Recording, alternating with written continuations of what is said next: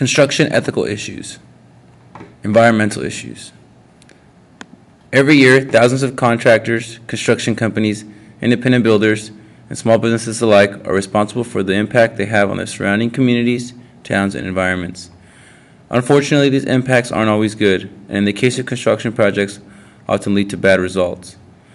One major issue many companies fail to perform above par throughout the duration of their project is the lack of planning of their hazardous waste disposal and drainage off-site. Many fail to not implement the proper SWIPs or waste management systems and often do not enforce it on their projects and ignore any environmental issues such as wildlife aggravation, the destroying of aquatic habitats, the transportation of wasteful or hazardous materials, the plugging up of natural or civil waterways, and many others. In some cases, some companies even choose to purposely defy the law and intentionally try and dispose of waste improperly, all to save a dollar. Although it may be in the best interest of some owners to build in any environment, it is always best to consider their surroundings, the neighborhoods, communities, and consider their needs and how the project may affect them.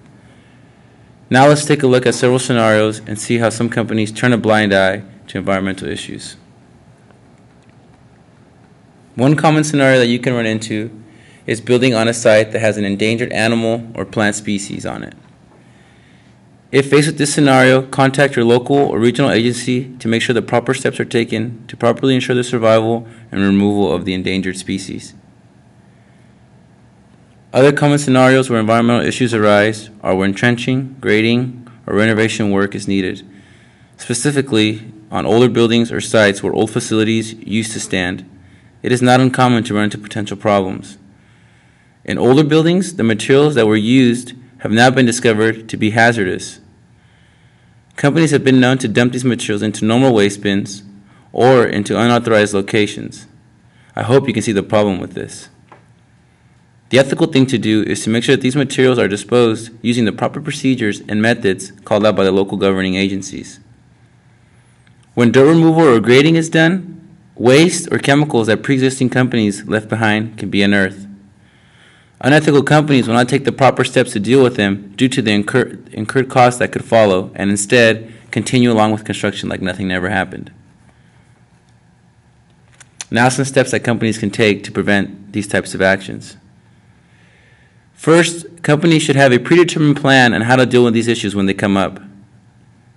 Second, the company should have a culture already that promotes care and responsibility for the environment.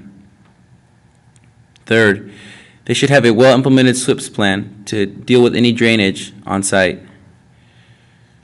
Fourth, before commencing any project, companies should contact and notify the proper local governing authorities or agencies if there are any concerns about how to dispose of materials properly.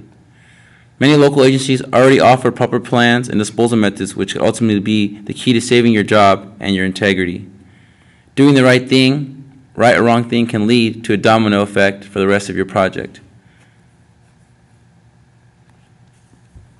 Going on, do some homework on the subcontractors chosen for the project. Make sure these companies also share the same culture and procedures as your company does.